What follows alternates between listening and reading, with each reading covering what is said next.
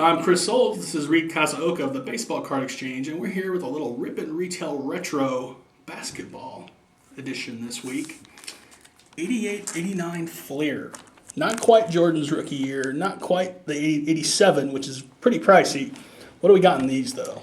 Well, 88 features a lot of rookies. Not as good as 86 class, but there's Scottie Pippen, Dennis Rodman, John Stockton, Reggie Miller, Mark Price, probably a few others I forgot. But it's a pretty good roster, much better than the year before. I think 87, 88. I think the best rookie there is Brett Downey. Yeah, it's not that one's all still about Jordan for sure. We were actually looking at that because you guys had a case for something like $16,000. Exactly, 87 is just more, a tough case. It's more about print run. 86 for basketball wasn't very successful, so they made less than 87. And right. There's no numbers to prove it, but just look around for it. That case was that's the second one I've ever seen. Really? Yeah, we were myself and Brian Fleischer, the baseball guy. We were crunching the numbers, going, if you got every card, perfect collation, got them all graded, would you come out ahead? And it was tough because it's all about that premium for the case. Exactly. So, all right, well, we're going to rip into something right here because we have a premium on your time.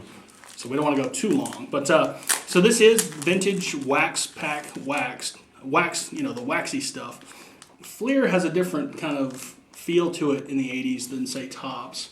Are there different things you look for with these packs compared to other packs in terms of like tampering or things like that? Or the way Fleer packs are sealed aren't as defined as Topps. Right. They still use some sort of like roller seal, but the seal itself isn't as clearly as defined. Mm-hmm. So you're still looking for the corner folds, and that's probably one of the best ways to determine. Yeah, this one's tempered. very clean. Like for example, 87 Fleer baseball, those packs essentially fall open. They're Exactly. barely sealed. Yeah. I don't recall these from back in the day as a kid. So, but yeah, that's it varies from product to product for this Exactly. company. Go ahead. A lot of the times the folds on the back aren't as clean. If you look right here, Yeah, lots of wrinkles. The corner didn't get folded real cleanly, and sometimes when you stack a bunch of packs on its side, you can kind of see from here it doesn't have this straight kind of edge, but it's still a clean pack. Just like I said, you got a little bit of seal. The gum, I don't recall. This might have been the last year Fleer had gum.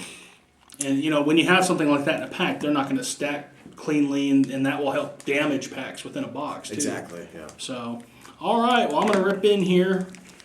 I haven't opened one of these since I was in, 5th or 6th grade, probably. Oh, and my initial favorite player from back in the day is right on the back of the pack. I couldn't afford some of those. Ooh, good pack on the front, too. Watch out. Conspiracy theorists, be ready. The guy I liked back in the day was Dominique Wilkins.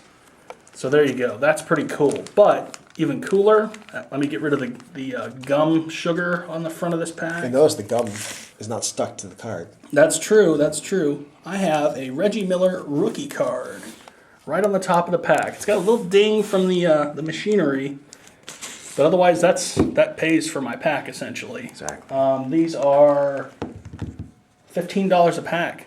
And I don't remember exactly what that book's for, but I'd be happy with that. That made my pack right there. Fleer, notoriously in these first few years, especially this year, I think centering was pretty bad. Right. Maybe because the borders just look thin. There's a lot of card and not so much border. Mm-hmm.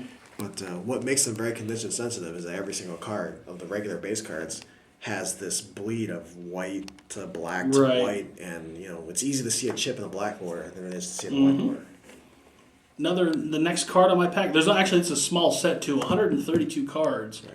I don't remember exactly the breakdown of the packs. How many? I think it's probably 36 packs. Yeah. You could get a couple of sets in a box. A perfect box, and the Fleer collations run true. So a perfect box, you make 3 sets. That's pretty solid. It's a pretty enticing investment when you think about what a set books for and what a box goes for. Yeah, there's several. I don't know if the prices have probably come down, but like Dennis Rodman's rookie card, to me that's worth $15. Right. I don't know exactly what it books for, but there's several names in here that would be worthwhile. Nate McMillan. I'll just rattle them off here. Eric Sleepy Floyd. Johnny Dawkins. A guy who was a star on television even after he was a star on the court, John Sally. Oh boy, was he in some television shows? Yeah, he was Saved by the Bell or no, whatever. it was Reggie Theus. He was on one of those television. It was an NBC show. Yeah, but it wasn't California Dreaming. It was it was a basketball coach. Yeah, team. Steering High or something like that. maybe It was an NBC Saturday morning afternoon Yeah, show. there was a girl on the team. Yeah. Jay Vincent. I got nothing after that. I can't segue. I'll just go straight to Jay Vincent. But I remembered a TV show. So, Clyde Drexler, Hall of Famer. There's some good names in here.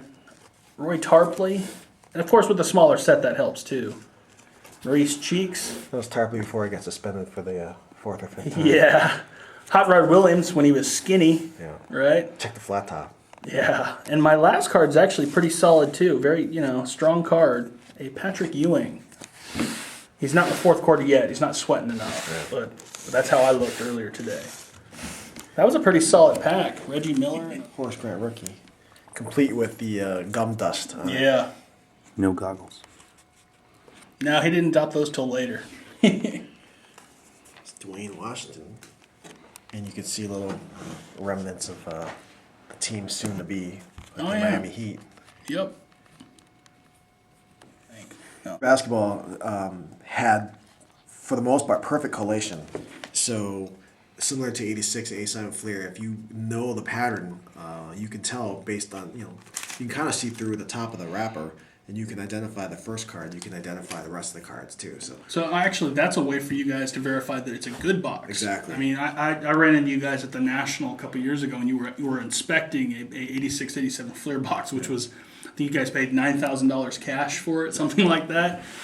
So you guys were able to make sure that the X number of stickers, X number of certain players showing on the fronts. I mean, Fleer was very consistent in the 80s. Yeah. Not to talk off sport, but 87 Fleer baseball, if you got dupes, you probably got a mixed box because those were so consistent. This being a small set, it should even be more obvious. Yeah, you definitely have to be very careful when it comes to buying early Fleer basketball for collation. That's a great card. Kareem and Mark Eaton. You got a couple 7-footers, and now you got Spud next to it. That's funny. Think Fleer did it on purpose? Maybe. Well, these are great cards at the end of the set. Forgot about those. The All-Star team cards. Byron Scott. It's a nice Jordan in that set, or in that subset, I think. Oh, it's the Duncan pose, right? Right. Yeah. Allen Robertson. That's pretty funny. Gotta have a tall white guy in every set. With a bad mustache, too. Moses Malone. Oh, yeah. Got some star power in this pack. Here we go. And there's Olajuwon. Before the H. We got two big white guys. Mark Eaton, great shot blocker. Yep. Rod Higgins. And the mailman putting up a nice little runner right there. Now, maybe it's because these packs are newer, but of all the stuff we've opened today, this had a lot of big names in it. I guess maybe some of them more recognized names, maybe. Maybe just a smaller set, maybe a higher concentration of stars. Definitely the small set. And when you're following up, a great rookie class in 86 with a bunch of great rookies in 88, and a lot of the stars from the early 80s are still, playing. There's Bird. There's Right, Magic, exactly. So guys who are still around in terms of talking, also relevance in terms of recently inducted to the Hall of Fame, things like that. They're not totally off the radar and pretty much finished strong too. Any other thoughts on this one, or any other thoughts about Fleer basketball packs or things like that? Well, like I said before, Fleer basketball runs true. You got to think about where you're buying from, what kind of sources you're going to trust. Make sure that the person you're buying from knows what they're doing, understands how they can tell between a product that's been searched or resealed. Right. Because it's a costly mistake for Fleer basketball if you get a tampered box or a tampered pack. It happens. We see boxes that have been resealed. We see boxes that have been reshuffled. And we have to decline. We have to pass because it's just not worth carrying a product that potentially can give you a bad reputation. All right, well, that's all I've got. I'm Chris Olds. This is Reed Kasaoka of the Baseball Card Exchange, and that was yet another Rippin' Retail Retro. We'll see you next time.